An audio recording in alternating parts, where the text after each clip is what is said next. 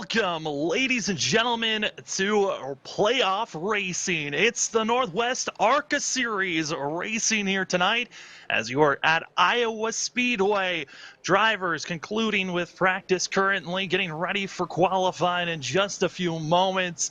But tonight, drivers getting ready for 176 laps of just thundering short track racing at a 0.88 mile course where it's all about finding the right lane, avoiding the bumps, and making sure that you are secured. As again, this is playoff racing. Only one driver has won so far at the start of this playoffs, that being Kevin Smith, who started off this playoffs when we were at Indianapolis Road Course, getting the win last week. We were at the Indianapolis Oval, where Bridesman, a non-playoff driver, got the win. So taking out a position that could have been locked in for one of our playoff 12. But we are trying to figure out who's going to be from the 12 down to 8. This is the third race of 4 in this first round of the round of 12.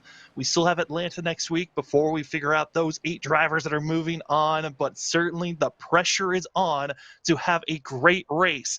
Practice is being concluded as you see the flagman waving the checkered flags. Drivers going to be set up, ready to attack. But for here tonight, it is certainly going to be a long marathon for the drivers as well for us in the booth. And us in the booth, it's going to be myself, Sam Dyer. Joined along is going to be that of giant question mark of if Wesley's going to show up. Will Wesley Utland show up? Well, if he doesn't, we're stuck with this guy. It's that of Charles Wooten, who's going to be joining on board. We're going to be waiting for that of Brock and Packard to show up later on to give us great driver analysis of how to attack this course. But for here of tonight, it's me and Charles to start things off. Charles, welcome to that of Iowa Speedway. We're finally done with the 2 weeks at Indianapolis. It's now time for short track racing. Yes, it is short track super speedway racing. I'm really not even sure what we're going to do tonight. It's going to be an interesting one to say the least. But again, short track super speedway drafting down pit lane action tonight. Yeah, and getting word that we might be missing a couple of our playoff drivers. Stephen Paulson, who missed last week, looks like he's also going to be missing this week. So we could be seeing Stephen Paulson and that whole entire team having to be in a must-win scenario going into Atlanta next week. But here tonight, short track racing. Charles, we were talking about it before we went live. This course so unique on where you can really place it on the spectrum of short tracks because it's less than a mile. We know it's a short track in that fashion, but it runs so differently. Wesley's been noting on it all week that he feels like this track is similar to a super speedway, but short track formed. I feel like it's more of like a Richmond where drivers are searching to find speed each and every corner, but I know you were throwing out this track. It's just there's really no place to put it on at all. Yeah, it's a very unique track. I don't really think of it as a super speedway at all. I'm with you. I think it's more of a Richmond, a Bristol. It's a very fast track, but it's also a short track. It's only 0.9 miles. So to me, this is a fast short track like you would see, at Bristol where you have the world's fastest half mile. Maybe this is the world's fastest 0.89 miles track. I mean, it really is a beast of its own, but it does have characteristics of other tracks in it. So, it's kind of maybe one of them unicorn tracks, per se, like Pocono, where it's its own entity, but it has aspects of other tracks kind of built into it. Oh, absolutely. And this course, through the corners, been hearing from a lot of the drivers. The corners are a lot bumpier on the entry and through the center of these corners. Usually drivers try to run a little bit of a higher line to avoid those bumps, but it's seeming like they are everywhere. A little bit of surface changes have come to iRacing in this most recent update that changed a lot of the drivers for road course tires, as well as some track surfaces were updated just slightly. So we're seeing drivers trying to get used to how to attack this short track course at Iowa Speedway as qualifying underway for the drivers. But for us here tonight up in the booth, Charles, we've really haven't touched completely on the 12 drivers that are racing in the championship currently. We're now halfway through this first round, the round of 12. had the Indianapolis road course and the oval. And right now, we've got 8 defined drivers that are in our top 8. But we also have the 4 drivers that are outside. Those drivers that are outside: Aaron Cooper, Troy Daggett, Judd Wakefield, and Stephen Paulison. I noted on Paulison not being here today, but for Aaron Cooper, Troy Daggett, and Judd Wakefield, this track is kind of a must, succeed for these guys. If they do not have a great running race, this could be a struggle for themselves if they want to be finding themselves as having any success going into next week at Atlanta. Yeah, you got to have a little bit of luck on your side when you come to these tracks. Lady Luck has not been on some of these sides. We were talking to Jeff Stabnow and Sean Breitzman before we went live, and we know Jeff didn't get a whole lot of practice in. I know he came in, probably cooked some dinner, got ready for this race. Sean Breitzman, and I quote, this is what he said to us. He said, "I tried to turn a lap. I failed, give or take a few words there. And now I'm on trading paints looking for a nice paint job, so when the car wrecks, it will at least look good when it wrecks." So, gonna be interesting to see there. And the reason I bring that up is because the other interesting note, Sam, that we had coming into this race is there's not a lot of drivers, but it's $50 to win. Free entry, 50 to win. And if somebody like Sean or Jeff wins, that are not technically in this one, they are, like an Xfinity driver or a Cup driver coming down to Xfinity Series in NASCAR, that $50 rolls over, and then it's 75 next week. Well, it should make it a little bit more interesting for these drivers. Yeah, I mean, we were talking on it when we were brought up to that information of the money that was being thrown out. Big thanks to Tom Denchel Auto Group for donating and giving the drivers an opportunity to earn some cash while racing Friday nights.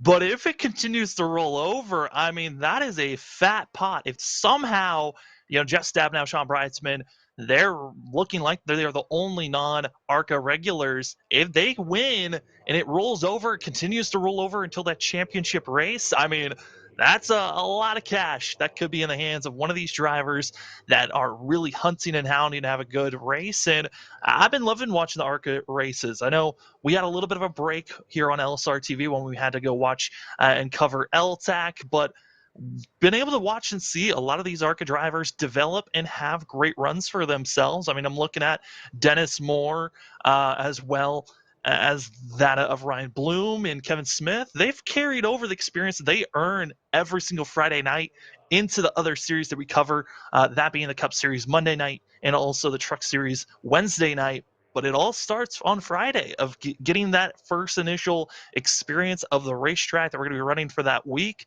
And it's been a blast to see how the drivers have developed and gotten faster in the ARCA series each and every week and not being carried over in all the other series. Yeah, it's definitely an interesting one, and what carries over, what doesn't. And these guys have, talk about it big time. With the 00 of Kevin Smith and the improvement he has made learning in this one. And doesn't really have anything to do with improvement, but you got to bring it up. Race information from Race on Texas, 176 laps. The race distance here tonight. That lap count, Sam, has been all over. It's been 160, 176, 215. It has fluctuated a lot since we first were informed about it. They did settle on 176, so that they should have to make more than one pit stop, although Jeff Stadnell doesn't think he's going to have to. Yeah, the biggest thing for these drivers is, that's if we get a long green flag run. We got to see that last week as for that of the Indianapolis Oval went practically green all the way through. And if we go green all the way through here tonight, we're expecting at least one green flag pit stop, but that's going to be the only time that we're expected to see that pit stop happen. But for a lot of these drivers, I think on their minds is, when do we want to make that pit stop? We saw Sean Bridesman last week do an earlier pit stop that gained him and got him the win at the Indy Oval, and that might be one of the better strategies to make here tonight, is pit earlier than everyone else, and then you can make sure you can make that final pit stop and be good to the end, as it's looking like the pit window going to be around 100 laps for the drivers. So might be thinking pitting around lap 177 pitting around lap 70 or 80. So you can have to just run 100 laps or less. Yeah, it'd be interesting to see when they pit. And we've seen this multiple times where we think they should come in around this lap, but you do have some of these drivers, Sam, and I know you've seen it a lot as much as I have, where they decide to break this thing up into different segments so they can get tires more often. So that will be something we have to watch for, and this may give us some indication of what's going to happen with the sawblade.com excuse me, weather conditions. Only a 69-degree track temp, 68 air with 1-2 mile per hour winds out of the southwest. So a clear night. I don't think the track is going to put too much effect on these tires. No, that's actually cold weather for these tires. Usually, a good weather temp is anywhere from 75 to 85. That's the comfort zone. But if you go higher than that, drivers are feeling like they're wearing down the tires a lot quicker, slipping and sliding.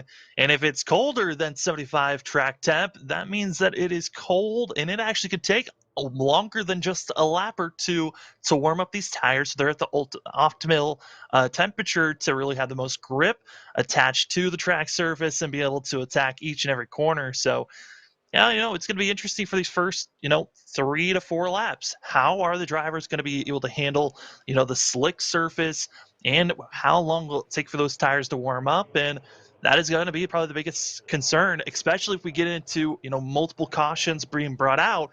How will these tires be able to warm up and be able to grip on when they're side by side on the start of this race or in any other restarts? Yeah, that's going to be something definitely to pay attention to. Hopefully, we don't see anybody spinning the tires, getting it sideways. Sam, we definitely do not want to wad this Phillip. They do have a fast repair, but with only 15 cars, I know you saw it just the other night. Big field, or medium field anyway, can be taken down to its knees and have just a handful of drivers left very easily.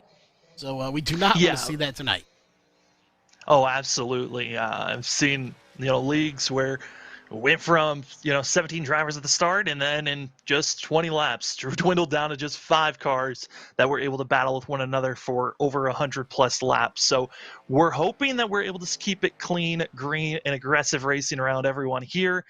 But you threw out the thought of making multiple pit stops for tires. Well, tonight you don't have a lot to work with because there's only expecting one pit stop for today's race. There was only one more extra tire given to the drivers in pit road. So they're going to be starting out with at least 3 sets. One they start out with, and only 2 sets of tires in pit road to work with.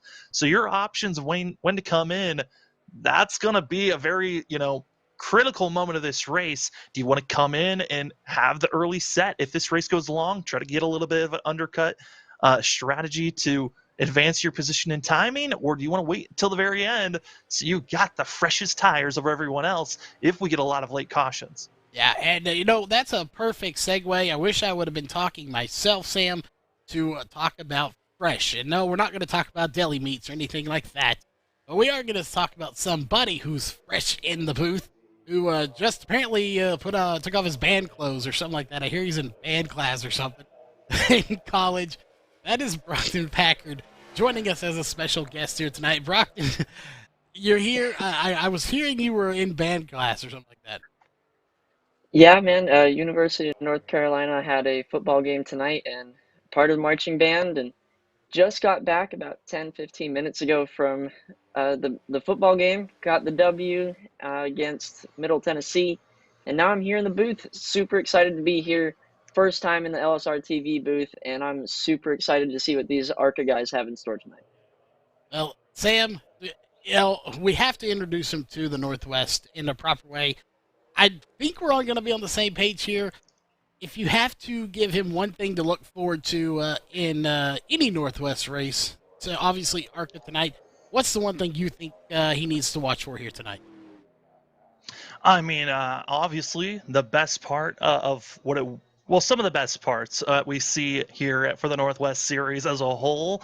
But one of our favorite parts and segments has to be after they've crossed the line. We are excited for the Northwest High Five Salute that we get to see drivers practically having a demolition derby at the very end of this race. That is one of the funner things. But for the drivers here tonight, this is the ARCA series. It is the development series. So we're not expecting large, anyone to do anything too spectacular, and drivers to be learning and getting better each and every time we hit the course. So don't expect too much from these guys, but it's also at the same time, they've surprised us with great racing, so I wouldn't be surprised at that either. Yeah, definitely something to watch for. The high five, that's my favorite part of this entire night. And, I think I know who, if we were making picks tonight, we haven't officially picked anyone. Everyone knows I go with Jeff Stabnow. I think Brockton Packard, you might go with him as well. He is rocking your number there in the 24. Yeah, man, I'm a sucker for the 24. Anybody who reps the old 2-4 has got my vote. Yeah, the 2-4, certainly. I was a huge fan of the 2-4, and it is my lucky number. So I love that number as well. I think looking at some of these drivers right now, always got to watch out for the Beaver State Racing drivers, that of Dennis Moore and Stefan O'Hare. I think Dennis Moore going to be the favorite of those two.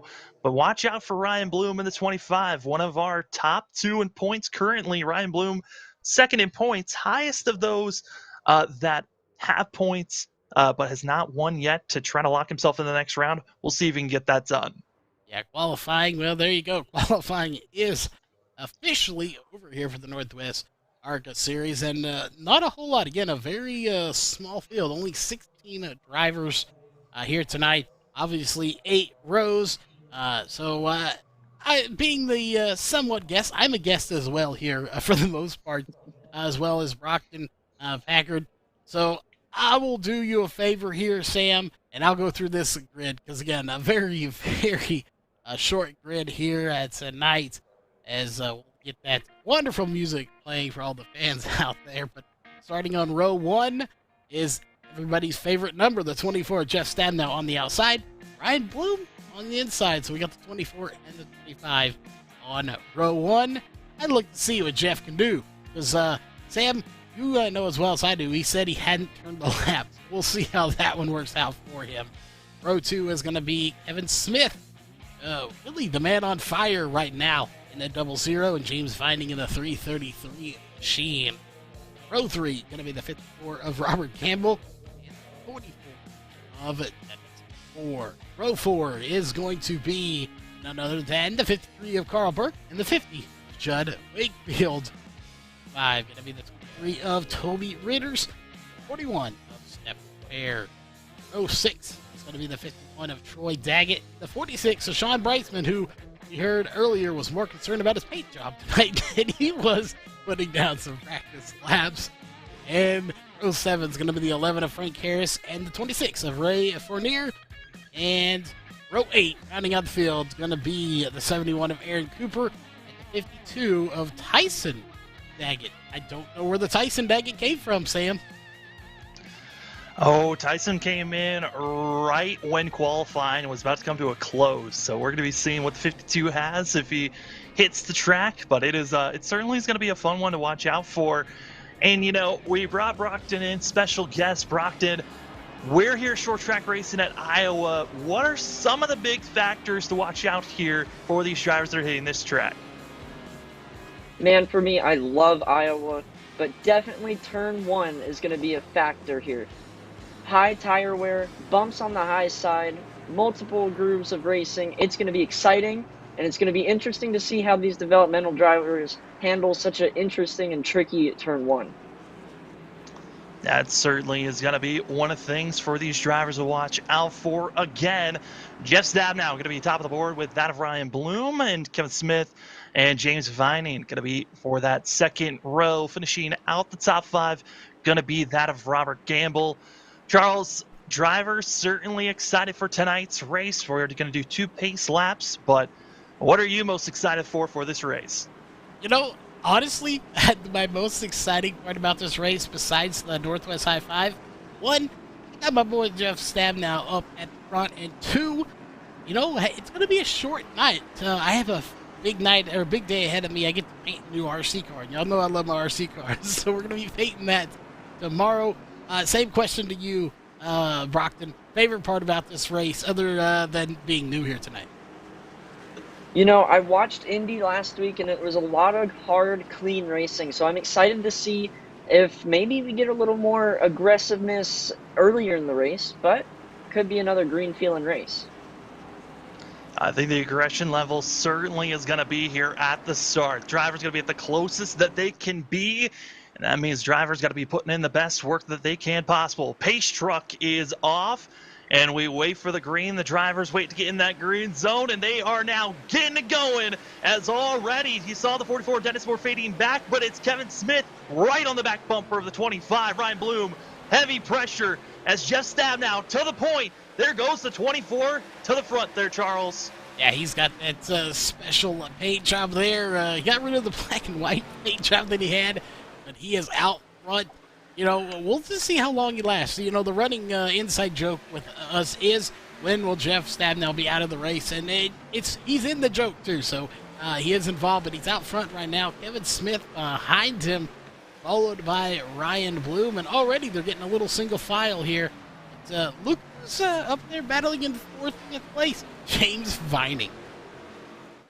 James Vining certainly is going to be putting in a lot of work for himself. Currently 4th on the board, but he's finding himself 6th. He's in the top 8. He's in the blue. So James Vining just needs to continue what he's doing, and then he can try to have the best run possible. But behind him, Carl Burke also right there trying to be getting himself any type of position possible. This 53 has been kind of a concern on a lot of drivers' mind. Can he finish with a solid run?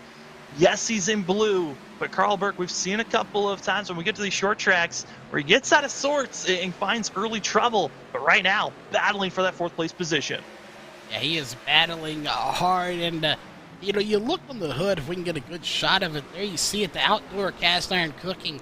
They're not sponsoring this race, but he's definitely doing everything he can to represent them well, and some really interesting stuff on their YouTube channel. Brockton, you probably haven't checked them out before. You probably should.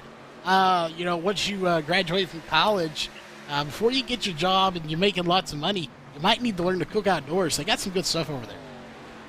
Yeah, for sure. My dad and I grill a lot, so definitely anything I can learn is definitely going to be something I want to do.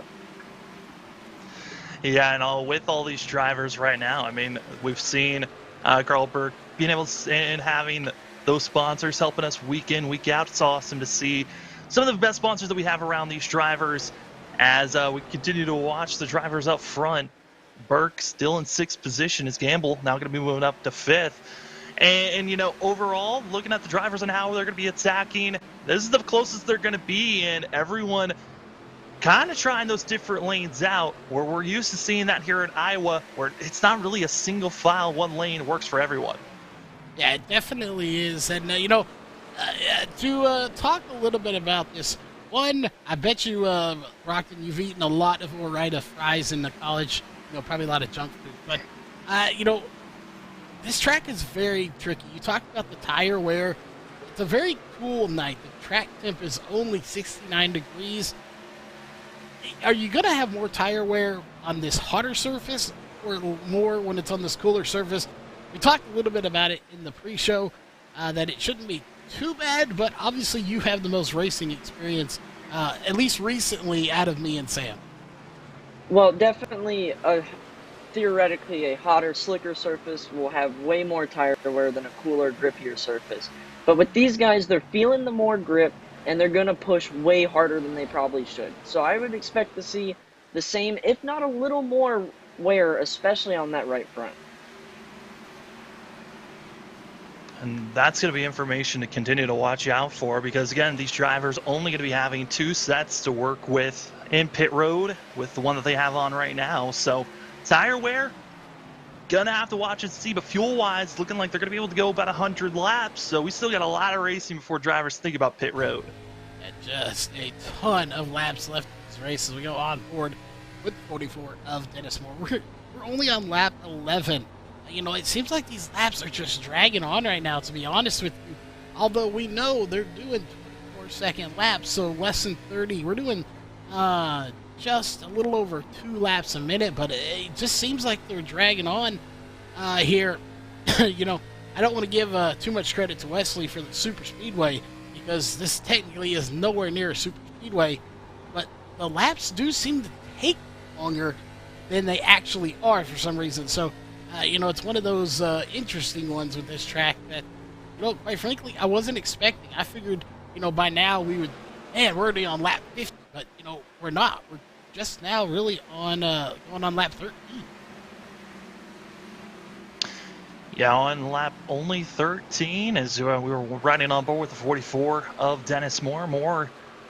Not really seeing a lot of movement from the drivers that are in the middle of the pack currently. As you see that of Sean Breitzman going to be trying to attack on the outside, going to be trying to get a better run. And when you see these drivers on the outside, their goal, get the maximum speed on the straightaways, and there goes that of the 46. Our biggest mover so far is that of Sean Breitzman, up 5 positions as he's up to 7.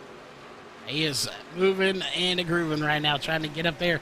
And remember, that's what we talked about a little bit earlier before Brockton, before you got here, is if the 46 or the 24 win, then right now there's $50 on the line to win. One of them win, it rolls over to next week, and then we see 75 to win because each week it's 25 to win. Sean won last week, which made it 50 this week.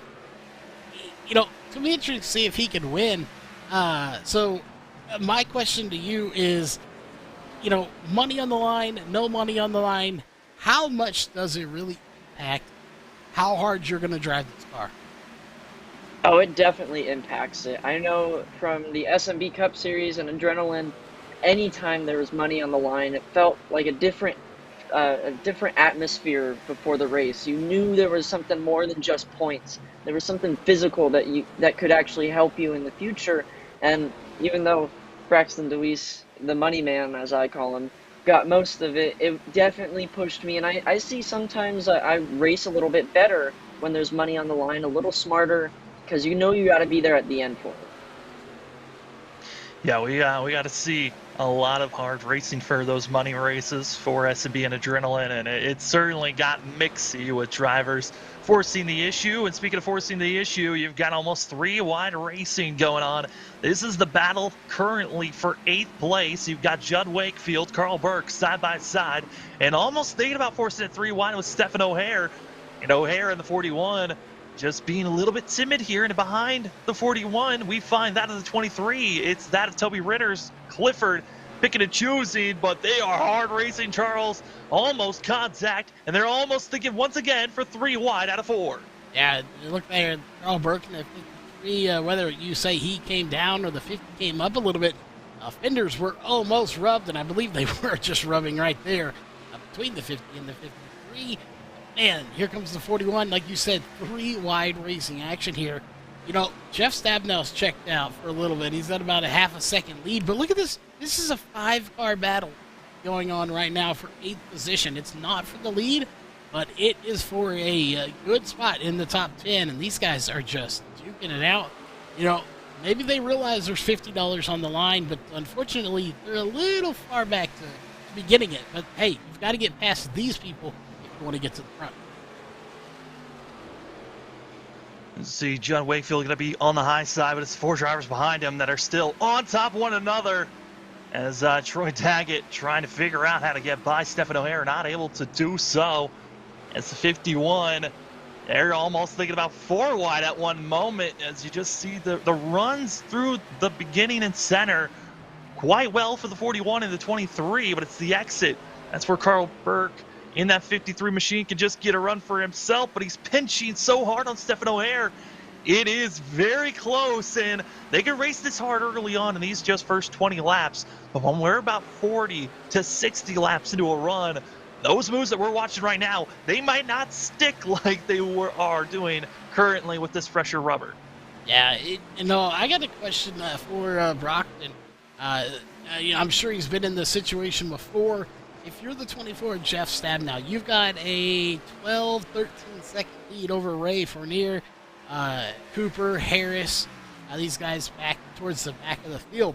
When you're running 24-second laps, obviously you're going to be catching them here in about 10 seconds or so worth of lap time. Not technically 10 seconds, but 10 seconds of track. You know, as somebody who's on the lead lap, who's in the top, 3, top 5, or leading the race, how scary is it coming through these lap cars knowing that they're in the back because they're not having the day they want, knowing, you might get caught up in a mistake of theirs? Yeah, it definitely is a psychological game. As a leader, as a top contender, you really have to believe in your own driving abilities and believe in the people around you. Know that they won't push the issue, that you have built enough respect between them that they'll race you good. It definitely is going to be harder for the 24 because it's so early in this race. These guys are not going to want to go a lap down with so much of the race left. They know that if they go down now, they're probably going to go down a couple more times before the first caution or the first pit stop.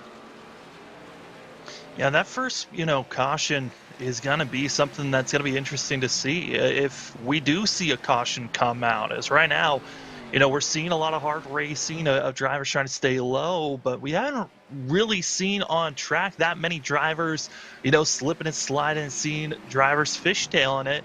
It's actually looking like these ARCA cars pretty stable as we're riding on board with Jeff Stabnow, our leader currently, as he's got to figure out how to hold off that Kevin Smith behind him. But as we ride on board and get a sense of what the 24 steering is like, currently just running the high line, trying to stay as smooth as he could possibly be. And that's a lap around Iowa Speedway. And there's not a lot of, wheel input that the 24 is putting in. I mean, you can see his steering offset, certainly off kilter. So his steering wheel is not completely straight until he kind of turns in, where then the steering wheel is facing straight, which, these drivers making that offset change just to make sure that they aren't burning off their tires. But man, what a race we are seeing currently. Jeff Stabnow, one of the drivers that I think coming into today's race, after talking with them, didn't feel too confident, Charles. But, after we talked with him before the race, something changed during qualifying as he is up front leading this thing. I can tell you exactly what changed. And it's a term that one of our other colleagues use. It's hashtag fake news. Stabnow has always been that type of driver where he will tell you, I'm not going to do good, I'm going to do bad. And this year he hasn't had maybe the luck he really wanted that he's had in the past. But typically in seasons past, when I was covering this by myself, basically, before we had all these wonderful helpers come in and announce with me, he would say that, and I would pick him to win, and he would win. He says it a lot, but he doesn't always mean it. I think he tries to throw us off to not pick him. I don't know there, but he's doing it again. He got the nickname the Possum for a reason, because he may play dead, play like he's not know what he's doing, but he knows what he's doing out there on the track. As we get to see these drivers right now currently, they're putting on a great show. 32 laps green. Kind of one of the biggest surprises so far, as we continue to see drivers starting to space out from one another. Brockton, short track racing, we know the fuel windows around lap 100 of this 176 lap race. Would you think that someone might think about undercutting and pitting right when that window opens up, or are you feeling like these drivers might want to stretch it as far as they can go? Me, I always try to stretch my tires because I know how important fresh rubber is at the end of these races. So for me, I go as long as I can without losing too much time. But for these guys, especially this 24, he might be in a perfect position to undercut and just drive away from this whole field.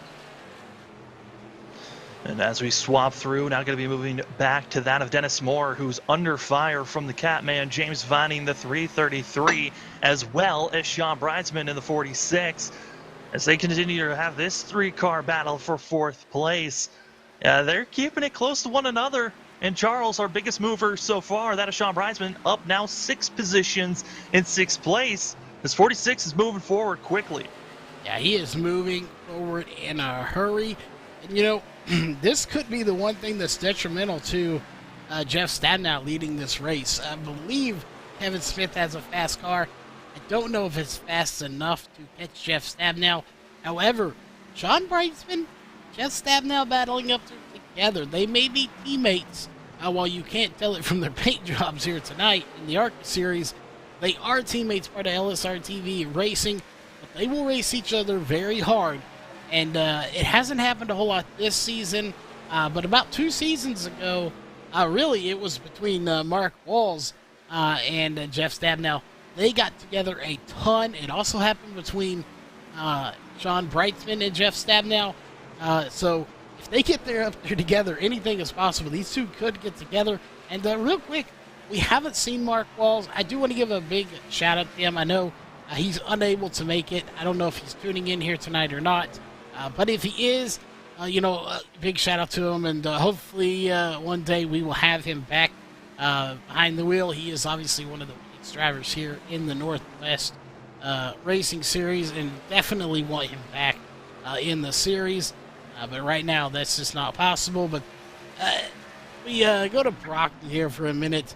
Do you have that one person on a track that you know is going to race you clean, but extremely hard? And, unfortunately, sometimes mistakes happen. I mean, yeah, and a lot of them are on my own team. DJ Daniel, a brilliant race car driver. Ross Tatum as well. Both of those guys, super hard racers, super fast. They make me better every time I drive with them. But, when it comes down to it, we're teammates, but we're all three of us are there to win the race, and we'll do what we need to do to be in the opportunity to win the race. But we just race each other as hard as we can, and it's one of the funnest things you can do on this is run somebody you trust and somebody you know as hard as you can and come out the other side decently. Yeah, I think the big thing you said there was trust. You trust the person that when they're a teammate, you can race them as hard as you can. Looking at some of the drivers that we've seen here for the Northwest Series, there's, we see drivers that are always racing around one another. I mean, it's our top drivers, looking at drivers right now, you got that of O'Hare and Gamble running close to one another. These two drivers cannot figure out how to get away from one another, it seems like, in the ARCA series. Doesn't matter if we're road course racing or we're back to oval racing. It just seems like Stephen O'Hare, Robert Gamble, they're always, we might see them spaced out, but at some point during the race, they get back to one another at the middle of this race, and usually at the end, they're back to one another, as there goes Stephen O'Hare. He's up three positions from where he qualified back in 10th position. This 41 slowly finding ground, and I think that's the big thing about this ARCA series, Charles. It's the development series, and we're seeing drivers, even here today, just getting that track experience, helping out, getting better each and every lap. Yeah, and that's the whole point of the series is, to develop. And I bring it back once again to the 00 of Kevin Smith. He's obviously the sponsor of this one, as he's a team manager at Tom Denschel Auto Group. A big shout out to Tom Denschel for coming on board here for this series. Make sure you check him out.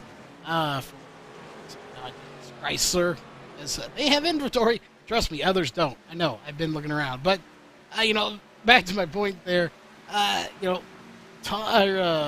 he's just been so good. He came in here, he was midfield, and he started picking it up. He was getting towards the front, and he started getting wins.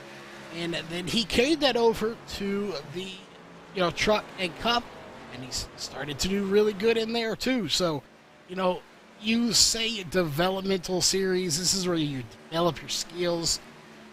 It can come off as kind of derogatory, but it's not.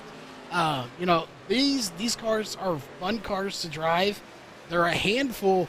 They really hone in your skills, especially on short tracks like this.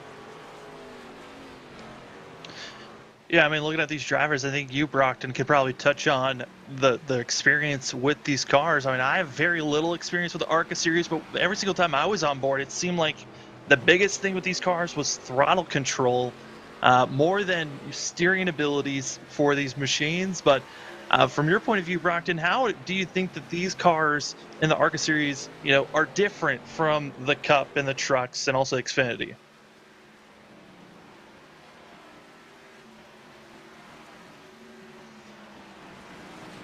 I believe we may have lost him.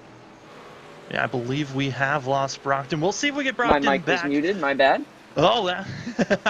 He's back. New to this broadcasting stuff. It's a little tricky. But no, these ARCA cars, they fire off loose and then they gradually tighten up. So it makes these developmental, per se, quotations, developmental drivers really have to learn how to manage their tires. And that's a fine line between going too slow and going too fast. So these cars, underpowered, but some weird throttle responses, and it definitely helps once you gradually go through the levels, as we can see a battle maybe beginning to work up with the 52 here.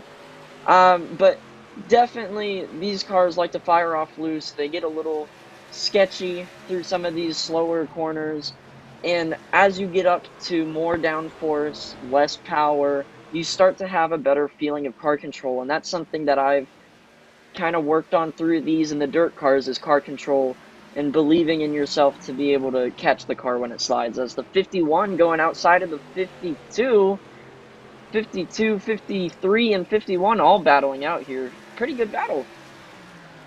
The battles of the 50s. This is all going on for 12th place. And huge thanks to our special guest here, Driver's Analysis, Brockton Packard, coming in after probably a long day, Brockton, I would say, of being at the football game, working as hard as you worked.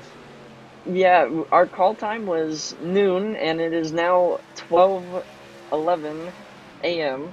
So been working for 12 hours, but hey man, I love broadcasting. I love LSRTV, and I mean, you can never go wrong with 53 in the wall a little bit, but you can never go wrong with an ARCA race. Yeah, that's Carl Burke getting into the wall. A little bit of a scary moment for himself, as we're now going back to what's the battle for second place. Ryan Bloom able to find a little bit more speed for himself, and now going to be challenging that of Kevin Smith. And looking at the pace, Kevin Smith, he was quick there for those first 20 to 30 laps, but we're getting closer and closer to lap 60, where the drivers might have to think about doing an undercut or not around lap 70, but the tire wear starting to kick in. And the man who took over for Wesley's spot, Wesley could not show here tonight. Charles, hard racing now for second place. Ryan Bloom getting right on the back bumper of the 00. Yeah, I'm just hoping I get his pay. Yeah, definitely a good battle going on here for second. And Ryan Bloom, somebody you can never count out. He's one of those drivers, he runs a black car, and he looks like he has claws on it because of the monster logo, and he really is kind of like a little secret ninja sometimes. You don't talk about him a lot early on in the race, and then he starts to fill that car out, get some heat in those tires, and then you turn around and you're like, oh, where did he come from? He's here. And that's what he's doing right now. I think he's just kind of biding his time with Kevin Smith, trying to figure out the perfect way to get around him, and he may try to do it right here. While this is going on, I do want to point out, as Kevin Smith going to be in the outside wall, unfortunate for Kevin Smith, but what I was pointing out is Jeff Stabnow, 3.2 seconds. That gap about 10 laps ago was about 1.5, so he is definitely checking out from this field right now. And one thing that I really like about that 25 car is he took his time. He didn't push off the beginning. He just rode around, and now you can start to see the tire advantage. He got to the 00, kind of felt him out a little bit. 00 made a mistake coming off a 2, went a little too high, probably had to lift a little bit. And 25 said, see ya, I'll take that. And he's trying to track down the 24, but as you said, Charles, just about 3 seconds the gap. But I'd be interested to see if the 25 can get that down just a little bit. And now looking at that of Ryan Bloom, he has just caught up and made the pass on Aaron Cooper. That's going to be the first lap car that Ryan Bloom has caught up to, while Jeff Stabnow, though, like we noted on, being 3.2 seconds ahead, he's already passed multiple drivers, putting already 4 drivers a lap down, getting by the 26 Ray Fournier, as well as that of Tyson Daggett and Carl Burke. Burke really falling off with his speed, but Jeff Stabnow, as we are on that of lap 60, he is going to be finding himself up front over almost 3.4 seconds ahead of that of Ryan Bloom as they continue to take off. I mean, looking at this field, Charles, Jeff Stab now looking like the class act, but if we do get a late caution, it looks like Ryan Bloom, Dennis Moore, and Kevin Smith, all three of those drivers have a lot of speed, but it's Sean Bridesman who's in 5th that has been up 7 positions. He has just caught up to the tail end of those 3 drivers that were battling for that second place position. This 46 on the move and going forward fast.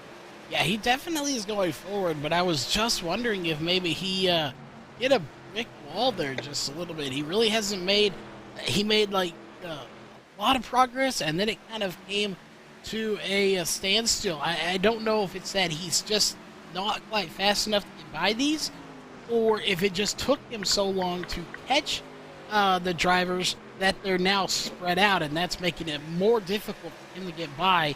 When you get spread out more like that, less than lap cars into it, I think it's going to be harder for him to get any more positions at this point. But he's going to keep, well, that's not going to help you there, Sean, as he smacks the outside wall hard in that number 46 extra crispy machine. We'll see how it affects him. But I was also going to bring up here real quick is with Jeff Stab now being just about 4 seconds at this point ahead, will anybody try to undercut him and come into pits pretty soon? As soon as you said that on my timing and scoring, I believe we have somebody coming down pit road. It might be a lap car, but we definitely have somebody coming down pit road. And what number is that? Is that the 23 maybe? That's 26. Ray Fortner 26 is going to be coming into pit road, and Ray was running around 11th place. He was kind of starting to fall back. This is a little bit earlier than I would expect these drivers to come in, but, you know, I was looking at the time of the drivers fuel-wise. 100 laps was for some of these faster drivers. If you're a little bit off the pace, might be able to save some extra fuel. So, Ray, this pit stop a little bit sooner than I would like, but hey, if he's cutting this race, you know, in thirds, this is a perfect time for him to come into pit road, and then maybe around lap 60 lap 120 to cut this race in 60 frames for himself. Yeah, definitely could. It's one of those things, it's a fluid. It's an ever-changing thing we'll keep an eye on throughout this race. And, you know, Sam, you know what, we totally, you know, we've had so much interesting conversation to talk about. We completely blew past our sponsors. Oh, that is completely right. We do have to say a big thanks to all of our sponsors. And so with that, you won't miss any of the action. We're going to be going side by side as we are right now. Ben Green for that of 67, soon to be 68 laps. We will be right back here on LSRTV for the Northwest ARCA Series at Iowa Speedway.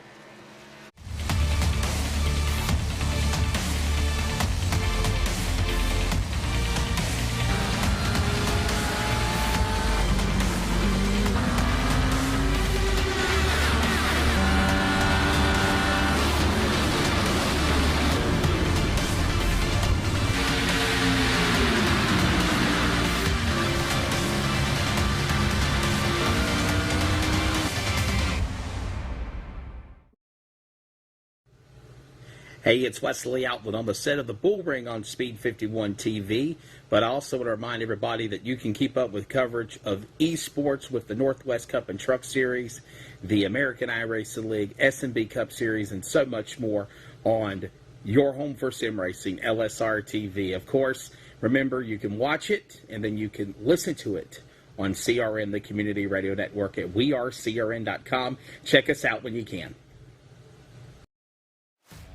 Chrysler, Dodge, Jeep, Ram, right? Our Ram trucks, truck of the year, amazing trucks. We have fun Jeeps, and then the exciting Dodge and Chrysler products. Lots of performance there, lots of excitement there. They've done a great job in really creating a full scope product line that could suit everybody's needs.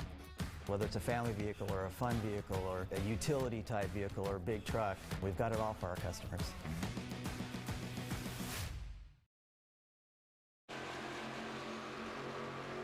Huge thanks to all of our amazing sponsors here at LSRTV, as well for the Northwest Iracing series, especially that Tom Denschel Auto Group. If you want to get yourself a vehicle, well, guess what? They've got inventory, as you can go look them up. But here tonight, it is playoff racing action, race 3 of 4 in the first round for the round of 12, where we're going to be finding out 8 drivers from this round get to move on. 4 cannot move on, as we are missing one of the drivers that's outside, that being Steven Paulson. If he shows up next week, it'll be in a must-win scenario. But here tonight, we have been clean and green, as Jeff Stabno up front, Ryan Bloom, Dennis Moore. Right now, you're seeing the battle for second place. Huge thanks to that of Charles Wooten joining us in the booth, taking over Wesley Allen's position, and as a guest commentator and driver analyst, that being Brockton Packard joining us in the booth as well. Looking at the drivers so far, starting to see when drivers are going to think about coming into pit road, but certainly I'm excited to see who's going to stretch it out to lap 100 or so, or who's going to be aiming around lap 85 to 90. So just trying to split this race in half might be some of those drivers' minds, as into pit road, Robert Gamble of the 54, going to be the 3rd driver so far to come into the pits here. As we saw the 26 come into pit road, the 53 of that of Burke also came in earlier. Now the 3rd driver being that of Robert Gamble. Charles, looking at this race, 75 laps in, still green. This is a little bit of deja vu from what we saw last week at the Indianapolis Oval, for when it went practically green all the way as well. Yeah, and unfortunately, the 53 did not come down to 4 tires. He came down and put it in a hauler on about lap 70, around 68 to 70. So unfortunately, Carl Burke, our first retiree of the day. So it's unfortunate for him, but we'll call it a night here at almost morning, depending on where you're at. So unfortunate. That does move Sean Breitzman, though. He's up to 4th now with some of these pit stops. He's moving on up in this world. Can he get to the front and potentially get a win is the question. Definitely some good questions going on now, and some strategy mind games maybe playing out with the 54, as his last lap was a 24.5. That is a pretty quick lap, as the leader right now is running 25 zeros, so about a half a second on fresh tires. Maybe some drivers, if they get that information, might be looking at pit road, and we might be seeing some more takers with those fresh tires. Yeah, fresh tires certainly going to be a factor to watch out for the drivers that are coming in. But also, again, like I noted on earlier in the broadcast, not a lot of tires to work with, especially because of the fuel stint. Drivers not thinking about, trying to make multiple pit stops. This race can be done in just 1 pit stop here tonight, as they only have 2 extra tires and tire sets to work with in pit road. And Brockton, you touched on it kind of while we were under break about how aggressive these drivers were. Touched on the fact that there is a very thin line of being over-aggressive, under-aggressive with these tires. What was some of your thoughts here seeing these drivers in the first 80 laps? Yeah, the big thing I saw was as soon as the 24 got to about a second or half a second lead, the guys in the 2nd, 3rd, and 4th started pushing very hard. And as you can see, the 00 of Smith already 5th, 10 seconds behind the leader. And just a few short laps ago, he was fighting with 3rd, and then eventually starting to slip back further and further down the pylon. So definitely these drivers firing off, being aggressive is good until you don't have a caution, and then you're going to be paying the price. And these guys definitely going to be taking some mental notes as they come to the end of their first stint.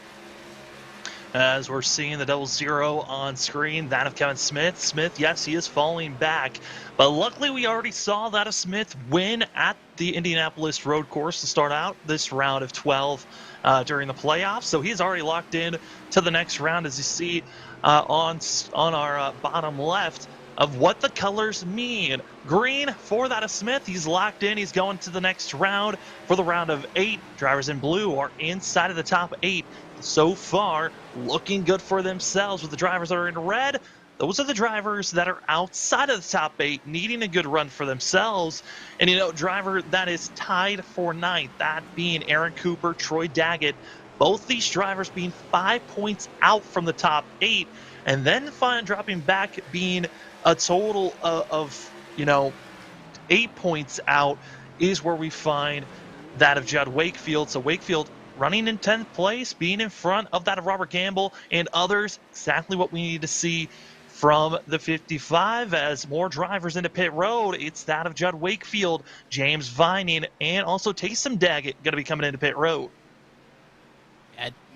Well, I guess we'll see. I guess Tyson Daggett, son, maybe, of the other Daggett out here. We'll have to check in with that and see. I don't know a whole lot about naming your kids, but Troy Daggett seems more of a father name. Sam, see if you can pick up where I'm going here. Have you ever noticed that with trends, you have names and, certain names seem to come around every so often? Troy, to me, seems more, not an old name, but, probably the father, the next past generation. Tyson, probably a newer name, one that you would see here in, this generation, latest generation. Yeah, I mean, the names certainly they change around where they're going to be. I mean, I think, oh boy, Judd holding on, getting way out of control. There was the 50, but able to keep on trucking forward. But as we see more drivers coming into pit road, this being our leader, that of Jeff Stabnow into pit road as well, just getting service done and getting out, is going to be the 52. And you also see that of Sean Bridesman going to be moving forward, getting out of his pit stall. So a lot of changes going on. But whenever I think of Troy, the first thing that comes to my mind is High School Musical, and thinking of the main character of Troy in that. But Tyson, Tyson is that is a different name to be heard. But I think Brockton, I know it's an interesting question for us to throw out. What are your thoughts on this name discussion? As we see our former leader, Jeff, coming out on the track with his fresh tires, I don't really know. Definitely Troy, to me, we used to have a friend named Troy, and he was the adult figure, I guess, in that. So to me, when I think of Troy, I think of an older adult. But yeah, I'm not really sure about Tyson. I think of Mike Tyson, I guess. But I'm not really sure. But one thing I did want to touch on with these fresh tires is this would be a prime time for a caution. You've got guys on fresh tires, guys on old tires, and guys who are behind on fresh tires that are going to be pushing these to the limit, as we saw with the 50 coming out of 3, getting sideways and almost looping it around. Yeah, as we see Aaron Cooper now, the 71 coming into pit road as we're on board with the 00 Smith. He'll be getting into his pit stall, and we're still waiting on 2 other drivers coming to pit road. That is Stephen O'Hare and Toby Ritters, as O'Hare just got on our live telemetry and on the ticker. He's now into pit road. We're waiting on Clifford, Toby Ritter of the 23. When will he make his final pit stop? We were given around 100 laps. Was 100 to 105 was the furthest that you can go, but a lot of the drivers feeling like, why not just split this race? I think a lot of the mindset for that was recognizing, hey, we still have an extra set just in case a late caution happens in that final stint. We can try to make any type of movement. But looking at all the drivers on their pit stops and times, as we were talking about different names, well, it's Tyson Daggett. Looks like extended time on pit road. Could have been for a penalty for that 52 team speeding onto pit road. Yeah, Nick, you were talking about the extended. Yeah, it went typically about 14.5 to 15 seconds is your pit stop. That one was 55 seconds on the dot. That is a well-extended time for Tyson Daggett. So, obviously, a penalty, possibly had to back up, possibly both. A lot of things could have happened there to get that much of an extended time. He could have missed his pit stall and had to back up. So a lot of things could have gone wrong there. But I'm with you. I think possibly a penalty. And unfortunately, Toby Ritter's still not coming in.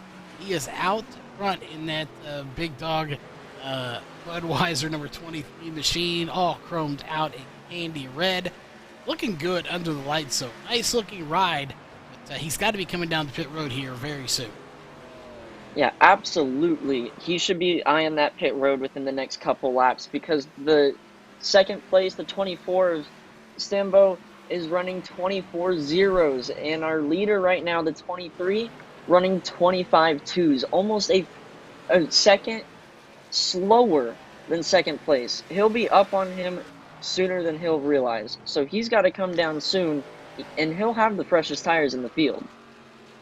Yeah, all of the freshest tires, but for that Toby Ritters, he was running around 9th position before this whole entire pit cycle started. Of the drivers that made their pit stops, as we look at that of Toby Ritters, he's been out there for 97 laps, still has not pitted for this 23 team.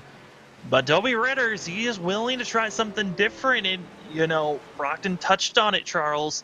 This is a prime time for a caution, and when you're a driver that's further back, it might be a better strategy just to stay out there until you bank on a caution to come out if you're willing to call this type of a strategy for yourself. And for Toby Ritters, he can stay out there just for a handful more laps before he is going to be forced into pit road because of fuel. But Charles, certainly a gutsy call right now. Yeah, and while we're watching it, we're going to take a step back, not very far here, and go to 8th place. What I want to point out, we're talking about pit stops right now going on. You have to remember, 99 laps for Toby Ritters. He has yet to come in. Then when you come to the rest of the drivers, it's like a bag of mixed nuts right now, or jelly belly jelly beans going on in this bag. Because you have people anywhere from 6 laps, 7 laps, 8, 9, 10, 11, 12, 35, 25. There are people that have pitted all over the place. Nobody came down remotely close together.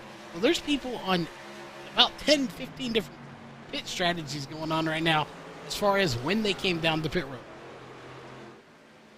For sure, and as Ritter's lead now only down to about 5 seconds, at this point I'd be worried about going a lap down because he's going to go a lap down no matter what, but if the 24 gets so far out ahead of him and he can't get back around, he'll just be stuck a lap down. And as one of those safe playoff drivers, he's trying to go for a win. I'm just interested to see how this strategy plays out. The mini Larry McReynolds in me is turning. Yeah, I feel you on that, of when is he going to come in, because it is just costing too much time at this point, as that of Toby Ritters now defending the inside lane, kind of proving to us that he wants to be on the inside. The question is, and it will be answered. Here he comes, but he overshoots it. Has to come back out on track. And Brockton, you could touch on it more. I mean, pit road, it's always one of those factors of trying to get in, and sometimes you make a mistake like that overshooting it.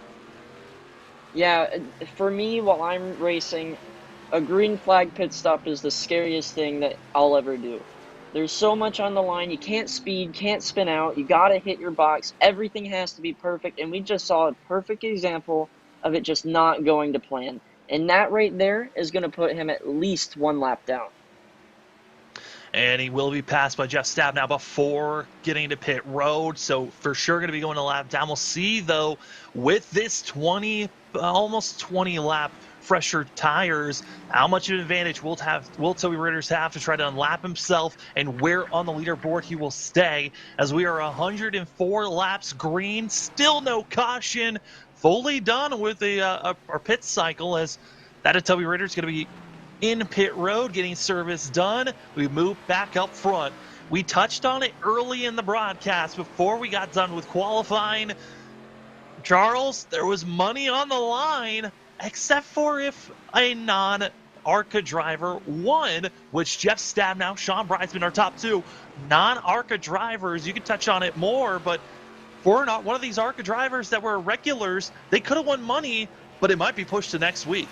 Yeah, and that's the key there, is if one of these guys wins, they're not taking money out of the pocket of someone like Moore, Bloom, Vining, Smith. These guys below them, it rolls over to next week.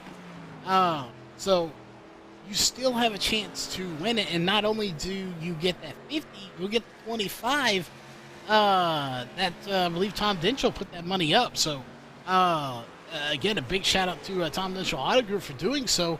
So that means next week will be $75 to win, and I believe we have 7 races after tonight. So if it rolls over every week, you know, you could see the championship race be worth $200, $300. That would be very, very interesting. And you mentioned it earlier. That would be one heck of a reason to see all of these guys in this series to come back and race that final race. I think any paycheck, no matter how big or how small, is definitely an incentive to race every week.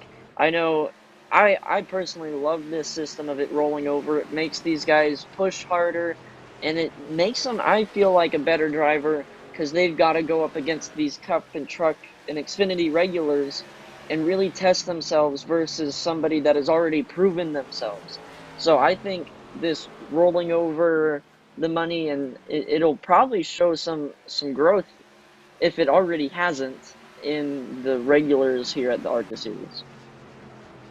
Yeah, I mean, looking at this field right now, if somehow this all gets pushed out, just talking about the money, big thanks to Tom Denchel for allowing the ARCA drivers, whoever becomes the next ARCA regular that has raced all season long, who is also in the playoffs, if you can win, you will be earning this cash. Did some quick math, and it looks like if the money rolls over and we get to that last race and still no ARCA driver has won, the pot could be $200 for that Las Vegas finale. So a lot of pressure on that, but still a lot of racing to be done here tonight as we are inching closer and closer to 60 laps to go.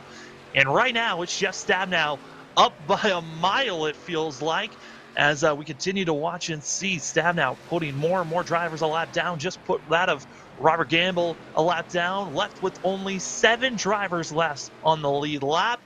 But you had touched on it there, Charles. It's a mixed bag of what the tires are looking like, and really the whole entire top 5 can change up greatly just because of the tire difference. Yeah, they definitely can, and we can take a look. Let's just go a little bit through this field. Look at the top 5 drivers at that point, maybe a little further back.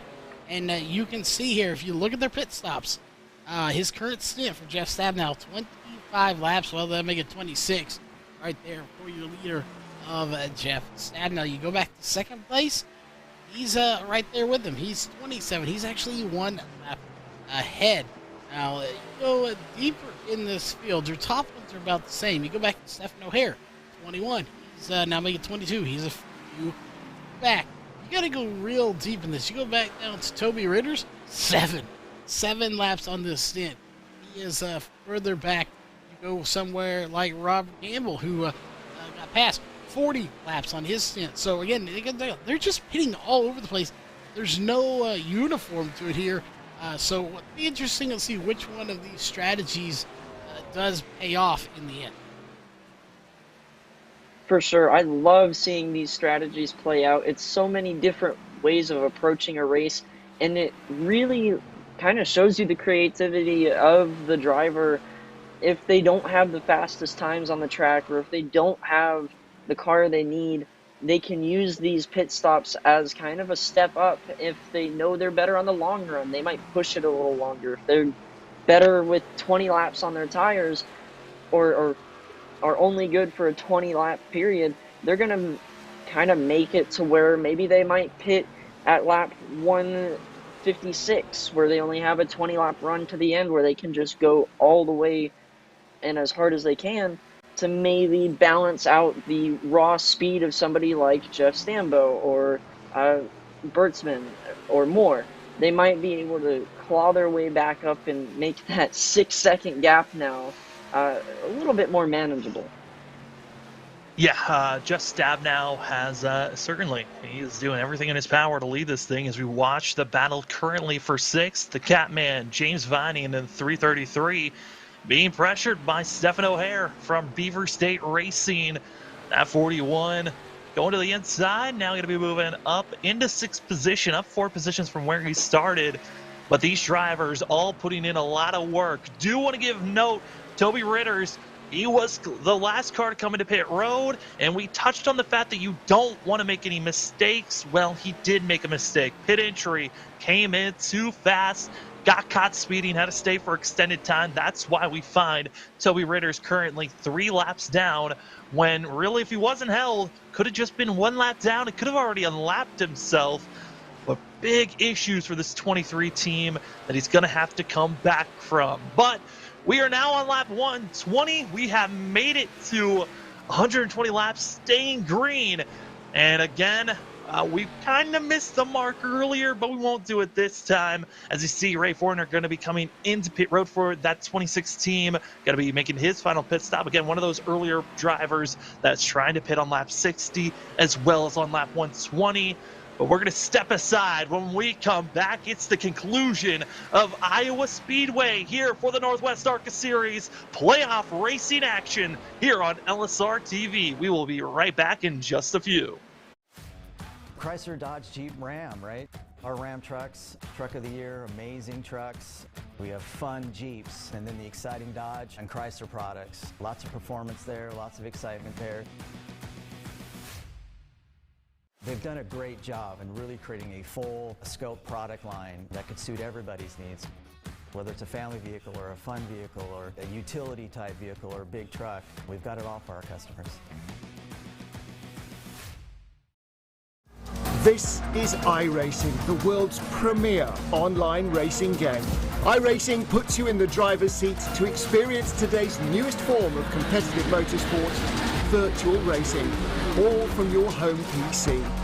Race virtually in endorsed series from NASCAR, IndyCar, IMSA, the World of Outlaws, Aussie Supercars and more. Take on legendary circuits like Daytona, Silverstone and the Nürburgring. Join iRacing's global online racing community and get on track today at iracing.com.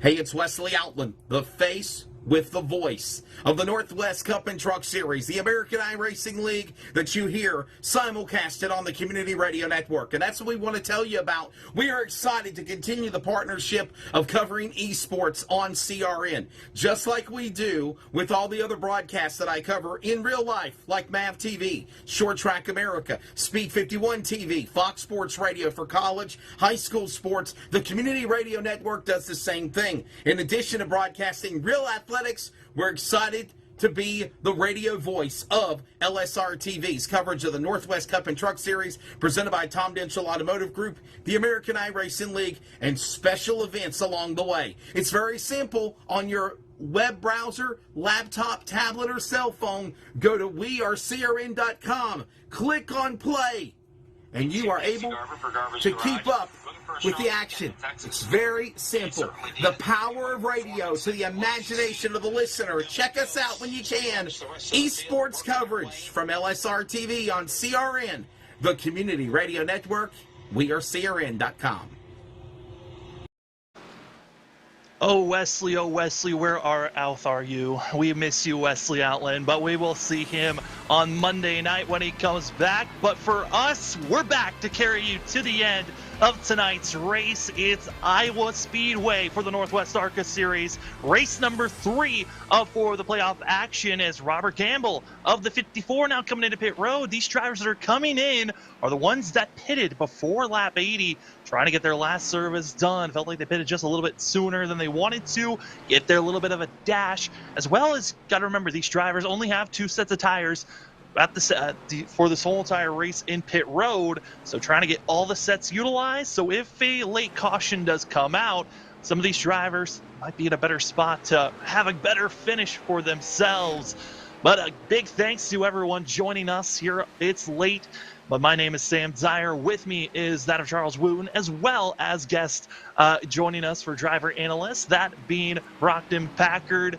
Here tonight, guys, though, it has been all clean, all green, as it's been Jeff Stabnow and Sean Bridesman. Bridesman, after the first pit stop, found himself moved up to second, biggest mover of the night, up 10 positions. Our winner from last week at the Indy Oval, trying to make it 2 for 2, but has a lot of work to be gained, over 6 seconds behind that of Jeff Stabnow. Continuing to run well, but Dennis Moore still lingering behind and going to be putting a lot of pressure on that of Bridesman here. But we throw it over to Charles. Charles, we've been green for all of this race, haven't seen a caution yet. We've only seen a couple of drivers getting into the outside wall. It just seems like this car is fully balanced, and everyone seems to be enjoying it. Yeah, and if you recall, I think it was you I was talking to yesterday on our off day, that last time we came to Iowa, we went caution-free as well. I did follow that up by someone, Jeff Stabnow, forgot to turn the cautions on. But we did go caution-free that time. Looks like we may do that again here tonight. And, to be honest, we don't know. We assume cautions are turned on. They should be. But nobody has really gotten out of shape. We've seen a couple of wall scrapes, but nothing major here tonight. So that's good news for sure. We've seen some pretty rough races here lately with some intentional wrecking, people intentionally causing cautions. Brockton, you are the racer. When you have a race like this that goes caution-free, do you like it, not like it? Do you like to have that chance maybe to get a sip of your water, sip of your Coke, whatever you may be drinking for that race? Do you like to have that break, or do you just like to get in, get it done, and be done with the race? It really depends upon the track for me. If it's a road course, I want to get it over as soon as possible. But if it's something like this, I want a little bit of strategy, and I normally bank on a couple cautions. But definitely something that I always have in the back of my mind is, what if it goes green, or what if this happens? So you definitely have to prepare for everything, but not focus on everything. And definitely these guys have perfected the 3 C's of cleanliness, consistency, and calmness.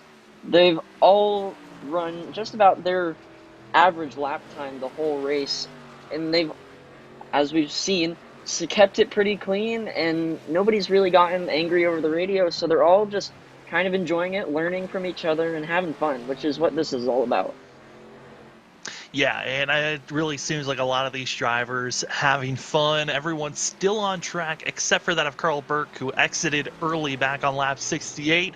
And, with it being clean and green, we touch on the fact that you're kind of looking for a perfect race when it goes green all the way. You don't have that security net of, if a caution comes out, I might be able to come into pit road, get some tires, and retry it.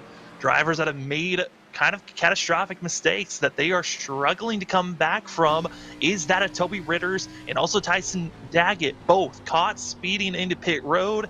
And even bigger for Toby Ritters, he found himself overshooting. But a driver that qualified well is that of Ryan Bloom, our pole sitter. 4th position currently for this 25 that we're riding on board with. Ryan Bloom comes in 2nd in the points at the start of this race, and top of the drivers that have not locked themselves in. Only driver that's locked in for the round of 8 being that of Kevin Smith. And we might have 2 races in a row now, Charles, where it's a non-playoff driver winning, meaning that lock-in taken away. And remember talking to all these drivers before the playoffs started of all of our top 12. And it seemed like overwhelming a lot of these drivers were excited for Iowa and excited for that of Atlanta. Felt like they were going to be a lot better at those courses. But you look at that leaderboard and you look at the ticker of the non-playoff drivers and the playoff drivers, you got a mixed bag, and everyone's stuck in the middle. That means you're not gaining a lot of points for the drivers that are outside of the top 8 looking in. Yeah, and I'm going to be honest, this is what I like to see when I come into a race. I love seeing, the names without color behind them, without blue or that red. I like seeing that because, What that does is that makes the racing more interesting for us. It makes it more interesting for them.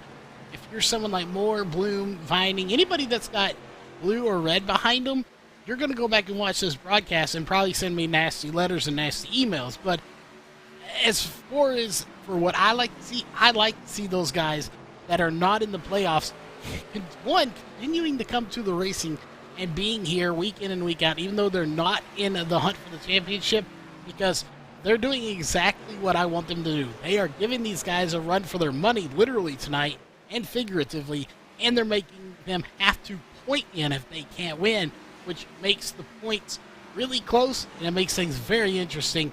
And, that being said, you go to Brockton here. Brockton, you probably, same mindset, a little bit different being a driver who could be in the playoffs.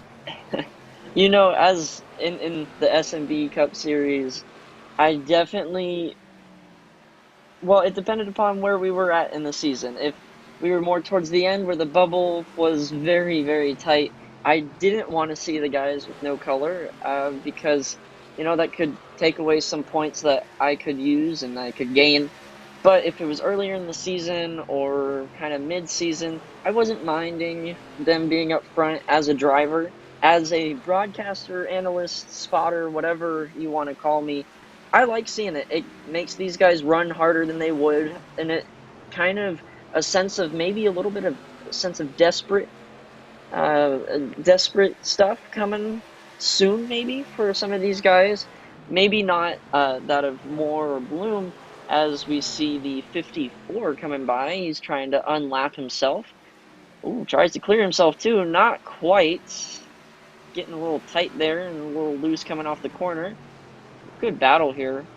Probably the closest a couple of these drivers have come all day. But going back to your question, it really depends upon where we're at in the season. If I know I've got time to work my way up and kind of safely conceal myself in the points, I'm okay with them being up and around me. But if we get later in the season and I'm a bubble driver, I definitely want the points that they're taking away from me.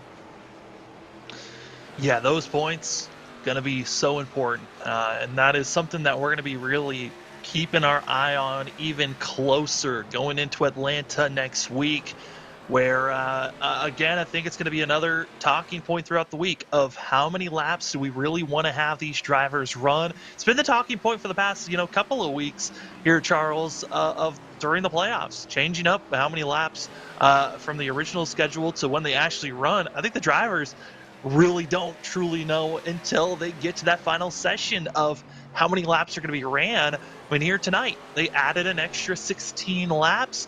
You got to think of earlier this week as, oh boy, Aaron Cooper going to begin very close to Dennis Moore as Ryan Bloom's getting inching closer and closer for that third place position. Don't want to get caught up with lap traffic issues.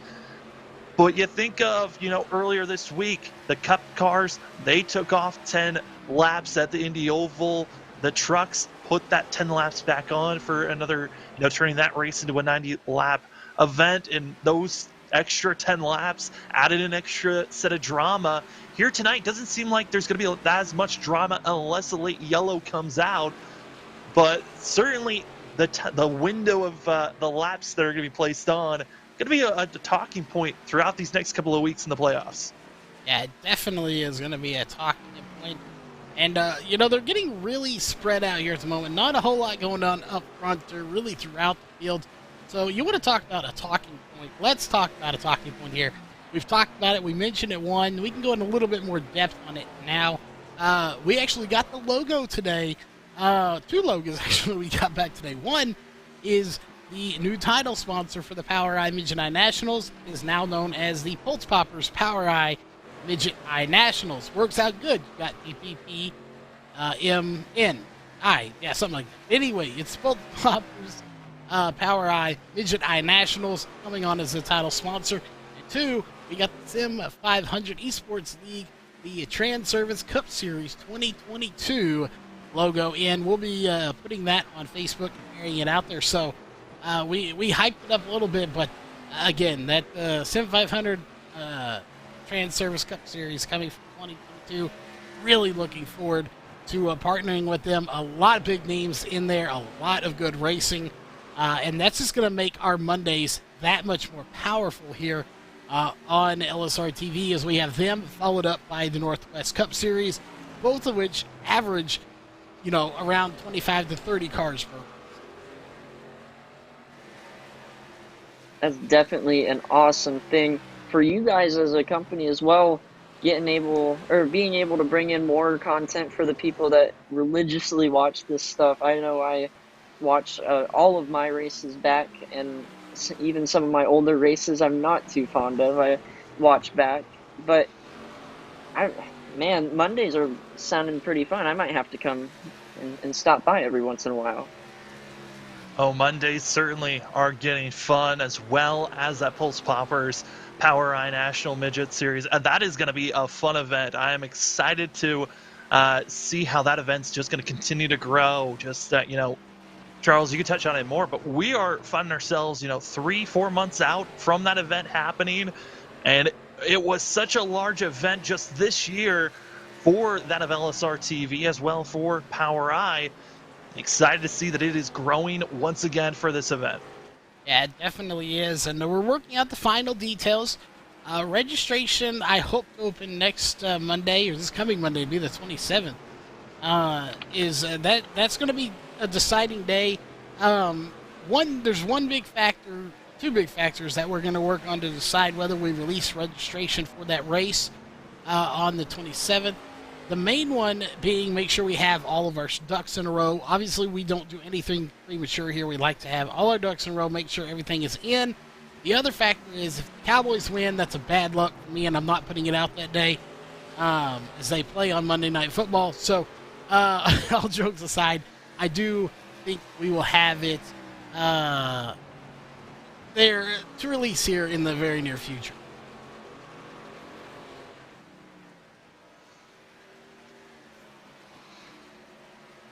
And getting word there from Brockton. Brockton, you just we missed it. You caught it. The 33 and the 41 made a little contact. Yeah, the 333 and the 41 coming out of turn 4 a couple laps ago, lap 155. The 41 got tight, scraped the wall a little bit. The 333 didn't have anywhere to go, jacked him up a little bit, almost turned him around, but they managed to keep it clean, and they're both going their separate ways. As we're seeing the 25, here we go, here's a battle. Bloom and Moore coming into turn 2, turns 1 and 2. Moore gonna slide it in there, getting tight. Maybe you're gonna get the drive off. Lap car letting him go, very smart, very polite. It's going to be close. Can the 25 keep the momentum going on the bottom, or can the 44 get it back? He might be able to cross it over if he's got the chance. He's going for it. Sam, take him into the turn 2. It's going to be that of Dennis Moore on the inside. Going to be trying to carry as much speed as possible. As a note, you might have saw it on the ticker, the 41 into pit road after the incident that he was involved in. But right now, it's Ryan Bloom making the moves, going forward. It's the 25, been slowly just working each and every lap, trying to catch up to that of Dennis Moore, finally making the pass on lap 16 to go, 15 laps to go. It seems a little bit too far for that of Ryan Bloom to catch up to that of Sean Bridesman, but certainly this has to be a winning move for the 25 team. Ryan Bloom continuing to gain every single point possible for himself. He came in the highest of the points-wise to move on to the round of 8. He's just trying to secure it, so he's got the biggest bubble of points to work with going into Atlanta, but still 14 laps to go, soon to be 13 laps to go, Charles. There's still a shot of maybe a caution happening with all the drivers that just had trouble there for a quick second. Oh man, we could have been going into a late shootout here at Iowa. Yeah, we definitely could have, and just on the off chance we don't pick caution, we haven't got to mention them other than for the Power Eye stuff.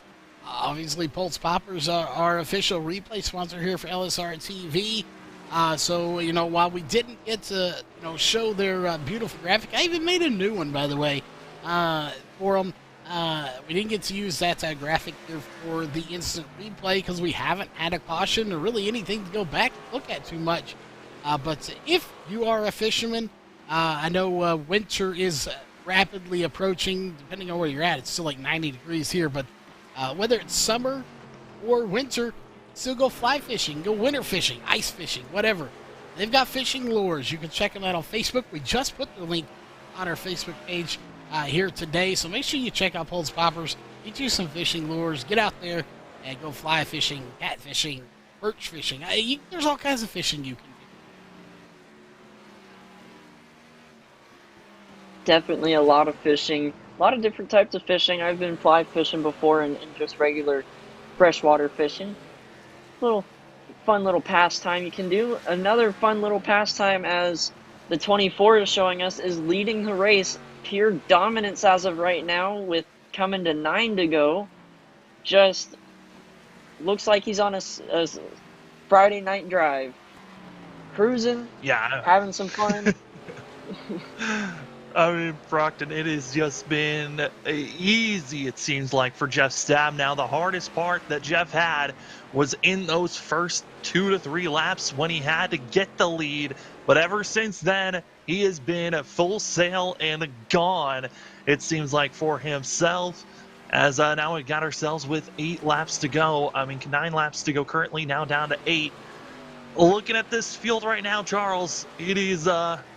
it's not looking like we're going to be seeing any other troubles bubbling up, as the 52 in pit road getting service done currently. But it's all just Stabnow, which I think for Stabnow, he would love for this race to continue to stay green. Oh, he would indeed. And, I'm going to be honest with you. Based on what information I have here on the back end, we've been racing for an hour and 10 minutes.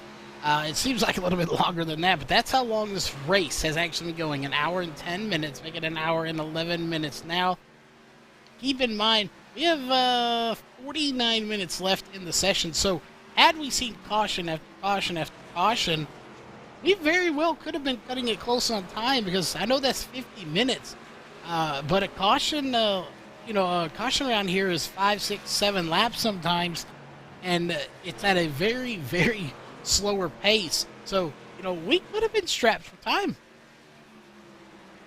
Yeah, not to mention the famous line of cautions breed cautions. So you get one, drivers get antsy, they see another opportunity to go for a move that maybe they shouldn't, and there you go, you're back under caution again. So, yeah, as we come to 5 to go, come into 4 to go this time, maybe we're a little lucky we didn't have a bunch of cautions, or we might not be able to finish this race under green. Hey, Brockton, I know it's been a while since you've been in broadcasting mode, but we still got time. There's still a possibility. Until we get that white flag, we can still jinx it. And I know for just that now, he is crossing every finger possible while driving this machine, hoping that there is no yellow that comes, wants to get a win so bad. I mean, Charles, you could touch on it more, but I mean, what a win would matter to Jeff Stabnow. I'm not gonna badmouth Wesley here, but ever since Wesley came in the booth this season, Jeff has not been getting wins. The one race Wesley is not here, Jeff Stabnow with it in victory lane. Is there a correlation there? I mean, I think it's the 24. I mean, it's got some magical powers to it, man. You never know. It also could be the fact that Brockton's here, and Jeff Stabnow might be asking for Brockton to show up more, as the 24 of Jeff Stabnow kept on pulling away, found himself up front, started in second, and coming out turn number 4, seeing that CRN 1 to go. For more information on go to wearecrn.com. It's your CRN 1 to go, and Jeff Stabnow, only thing he has to worry about now is just 2 more corners going into turn number 3. This 24 team been hoping for a win. It didn't happen. It didn't happen on Wednesday night, but it could happen, and it does happen here at Iowa Speedway for the ARCA Series. Jeff Stabnow getting the win for the 24 team, and this one's got to be feeling good for himself. Didn't feel like he had, talking to Jeff earlier in the, before the race started, sounded like he wasn't truly amped up about this race. Didn't have the confidence. But Charles, you touched on it. Could have been playing a possum on us. Yeah, his nickname is Possum, and that is exactly what he did tonight. Said he's no good, then he puts it in victory lane here tonight, and we won't even get on that too much. He's already trying to do some celebrating, and well, right, you're about to see right now, Brockton. This is what we call the Northwest High Five. Probably the best part of this entire race is about to happen right now, and oh, there you go. Here we go. It's Destruction Derby time. Oh, Who's gonna hit Jeff the best? As we take an aerial view of the carnage, as you see the 24 getting to burn it down, but you're already seeing drivers piling in, and here they go right into the 24. Jeff Stab now taking a tumble, going for a barrel roll, but this is exactly what we love to see. After the races are done, we get to see carnage here, Brockton. oh man, I think every league should have this. This is incredible. 24 just barrel rolled over the nose of the 25. That was intense. That had to be interesting to be in the cockpit view for. But what an incredible clinic that the 24 showed us today.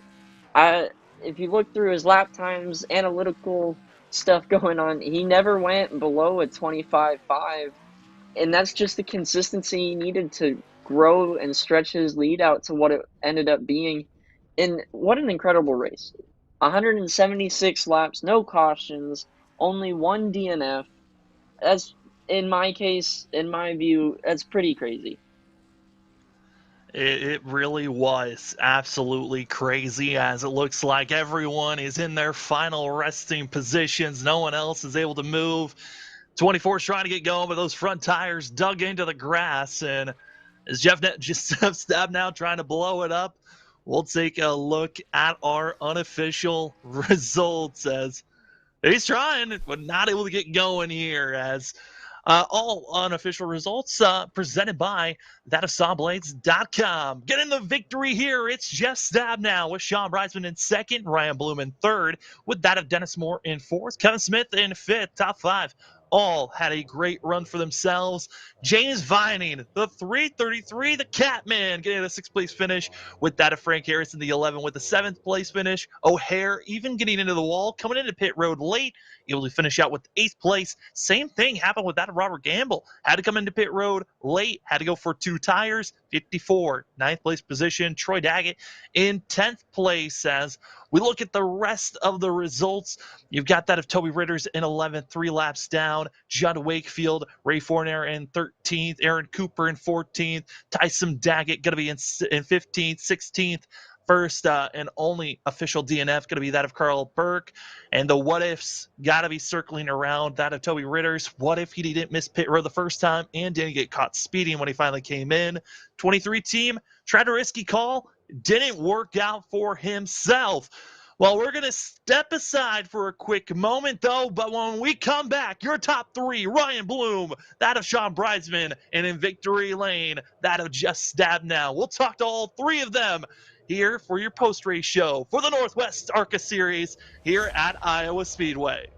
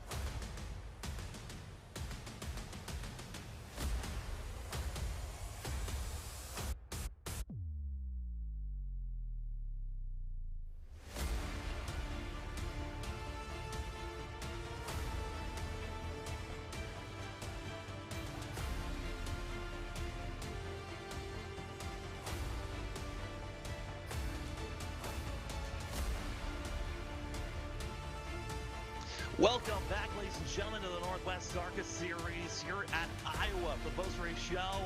We went clean green all the way through, and we're going to start our interviews off with that of Ryan Bloom. Ryan, what a race for yourself. You finished out catching up Dennis Moore, making the pass on the 44 team.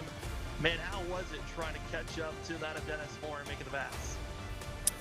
It was a lot of fun. I think he pitted a lap or two in front of me, so I did have a couple laps on him.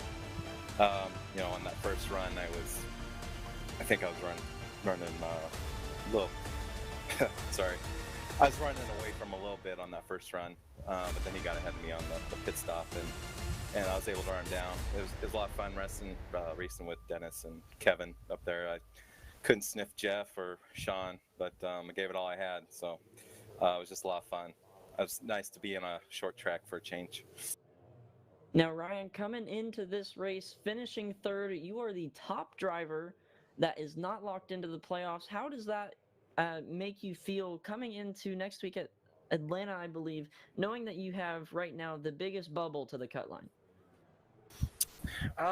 Just kind of do what I've been doing all year, and it should take care of itself. I like Atlanta. It's a fun track, and so just keep doing what I do, and I believe I shouldn't have any issues. But you never know; things can happen, and just racing deals. You never know what might happen, so just got to go out and do my best. Yeah, I mean, Ryan, we were notified before the race that there actually was money on the line for the ARCA regulars. That pot is now going to be raised up to $75 for next week's race to get the win. Do you feel like that's also an incentive to go out here and race as hard as you can, knowing that there's cash on the line? Oh, for sure. I was able to win, I think, one time, get the 25, but now we got the pot up to 75. It'd be great to little bonus there to go ahead and try to get that. So, those Iracing dollars can come in handy. So, yeah, it's definitely a little extra motivation. So, I appreciate Tom Denchel being able to do that for us. Well, Ryan, before we let you go, the floor is yours for any shout-outs. I just want to go ahead and thank Tom Denchel Auto Group for their support in the series overall, and again to providing the $25 on the for the race winner. So that was pretty cool of them to be able to do that. And again, just you guys, LSRTV, I appreciate your support, and it's been fun watching the broadcast, and look forward to watching this one back. And again, just a shout out to Jeff and Sean for all the admins who are putting this series on and all the work they put in, and it's been a lot of fun. So that's all I have. I appreciate the time. That's Ryan Bloom in the 25 Monster Energy machine. Third place finish here today, and good luck next week at Atlanta.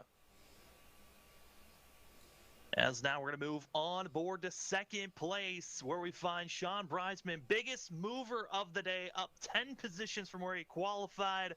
And Sean, because we went green all the way through, do you feel like your qualifying might have been the reason why you did not have a shot at Jeff there late? It definitely didn't help things. Starting towards the rear there and not having enough practice laps to know what the car was going to do on the long run and how to drive it for the long run and all that. So I was lucky not to get a flat tire there on that first run or the before the pits. And Sean, you mentioned that flat tire. Talk us through how the tires wore down. Did it feel like they wore down a little quicker than on a hot slick track, or were they more conservative and you were able to push them a little harder?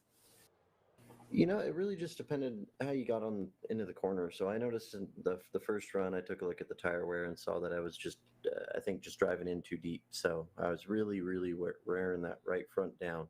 And you could really tell in the middle of the corner, the car would push up and you wouldn't have any drive out because it's just track into the outside wall. So definitely could tell over a slick track, you're probably going to notice a little bit better grip even at this track compared to a slicker track. Well, Sean, we saw last week in the Indy Oval, you won there in the ARCA series. How do you feel like this is going to be helping you out with the Cup and the Trucks coming on Monday night for the Cup and Wednesday night for the Truck series?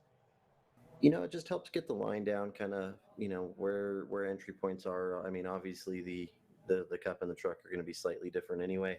I'm not sure what package the cup car has this week, but yeah, it's more about line and just repetition, really. So getting that down and just kind of figuring out what we're doing, and if we can get a good run in, that's awesome. If we don't, that's okay too. We're here to support the ARCA series and everybody here at the racing in the ARCA series in the playoffs.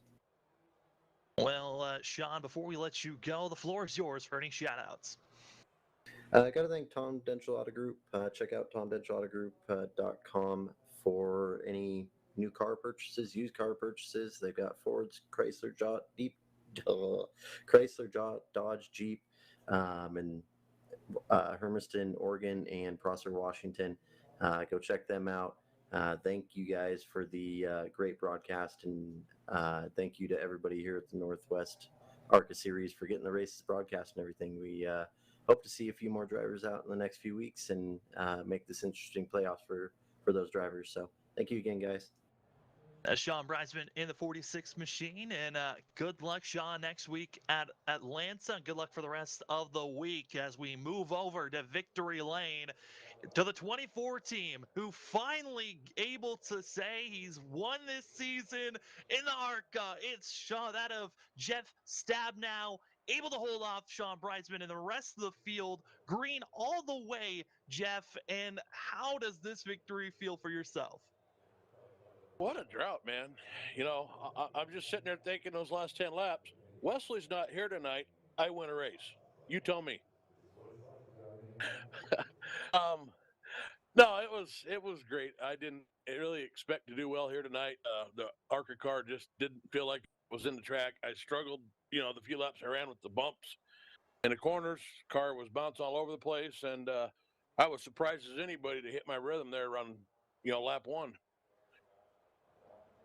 Jeff, Brock, go ahead. Yeah, go ahead.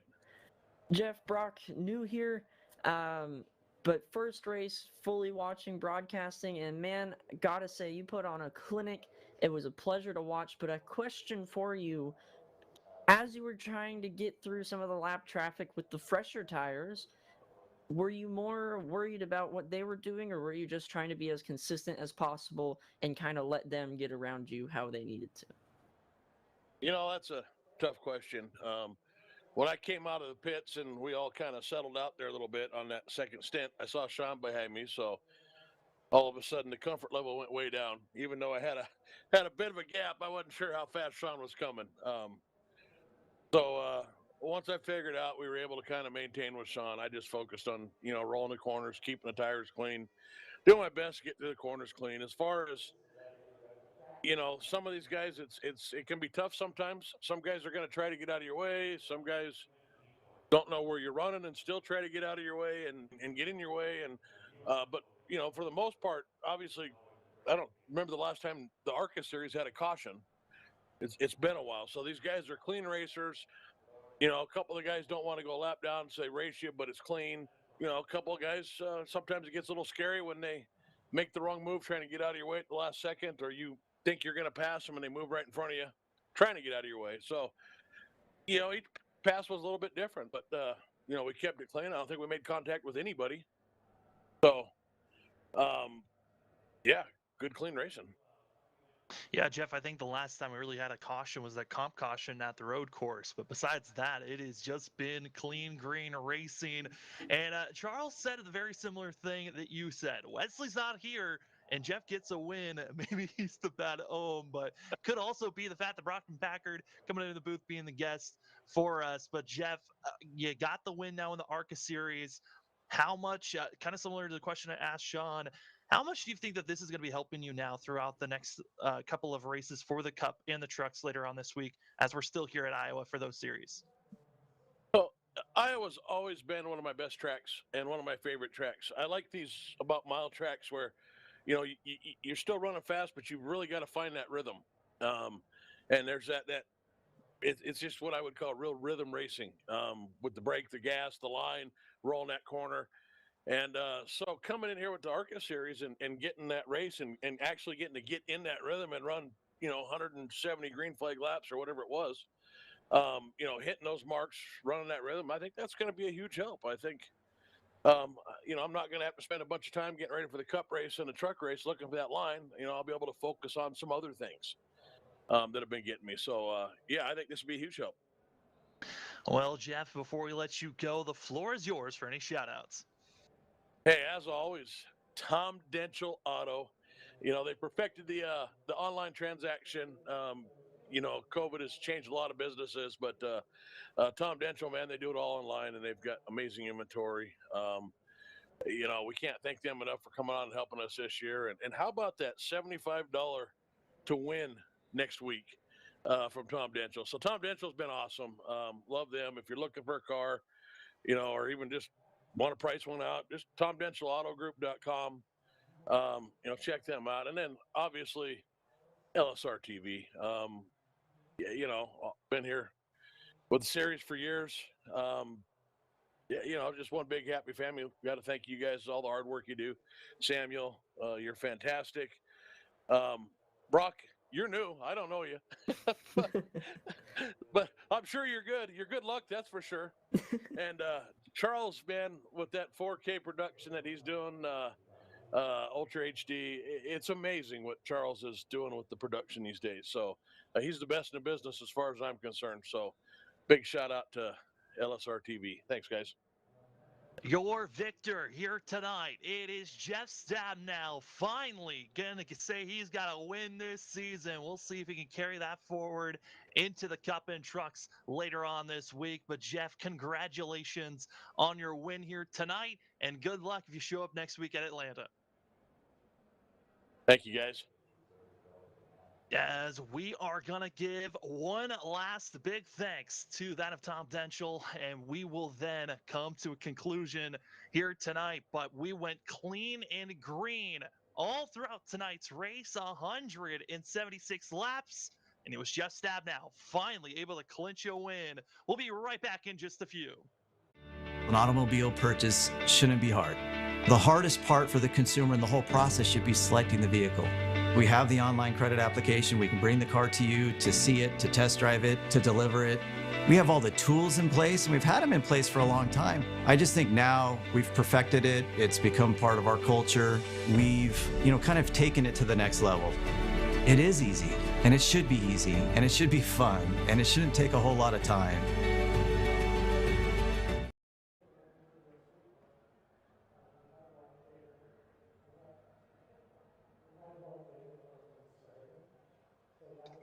Welcome back, ladies and gentlemen. We're here at Iowa Speedway as tonight's race went clean and green for the ARCA series. Want to give some of our final thoughts of the race. We'll start things off with that of Brockton. Brockton, thank you again for joining us here tonight. I know you had to run over and join us, but it was a pleasure having you in the booth. And what were some of your final thoughts here at Iowa for the ARCA series? Man, it's been a pleasure and an honor being up in the booth with y'all today. Even though it's 1:30 in the morning over here, it's been awesome. Seeing the 24 in front, it makes me wish I was up there in front more. But man, it's just awesome to see these group of guys going after it and going at it. So there's a sense of chivalry in these races that just shows how much respect everybody holds, no matter what series they drive for, or if they're a regular ARCA or in the top series in the Cup series. The amount of respect going both ways is incredible, and it's just an awesome race to see. Even if we don't have cautions and destruction during the race, it's a fun, I guess, vibe to watch in a way. Oh, absolutely. It was amazing to see 16 drivers all trying to tackle this course. And it was Sean Bridesman getting the win. The guy who's been counting and choosing Sean Bridesman for the past couple of weeks and finally could say he got the win done. Charles, I mean, this is a massive win for Jeff. He's now got that monkey off of his back. He can now push forward and focus on some of the other series that are in front of him. Yeah, I don't know what what actually put him over the edge to get him in victory lane, whether it was a diehard 24 fan, a Brockton Packard, Wesley not being here. I don't know what you want to say. He put it in victory lane here. And on a side note, we'll play a little pun here. Brockton, not to let you toot your own horn, band reference. You did a great job here tonight. Probably one of the best broadcasts that we've seen. 3 people and we didn't step all over each other. Jeff won. I've got some chicken that I'm going to go eat in the fridge after this, and some french fries and fried okra. Hey, it's a good night. It may be almost 1 in the morning, but it was a good race, and glad to be. It certainly was a good race. Again, 176 laps, clean and green all the way through. Jeff Stabnow qualified second, but made the fat pass quick, got up front, led, dominated, and gonna say that he has won finally this year in 2021. Jeff Stabnow in the 24 getting the win here in the ARCA series. But for the Northwest series as a whole, it continues forward. A Monday night, we're going to be finding ourselves with the Cup cars here in Iowa. And Wednesday night, it's the trucks. And then from a week from now, Atlanta. That is where we're going to be going to find the conclusion of this first round of the round of 12 for the ARCA series. Figure out who's going to be moving on, who won't be. Exciting racing to be seen. Huge thanks to those that joined me in the booth, that of Brockton Packard, as well as Charles Wooten. For myself, Sam Dyer, thank you for joining us here tonight on LSRTV for the Northwest ARCA series at Iowa Speedway. Have a great rest of your night. Big thanks to LSR Studios for helping with all the productions and everyone else that makes the magic happen here at LSR TV. We'll see you on our next one.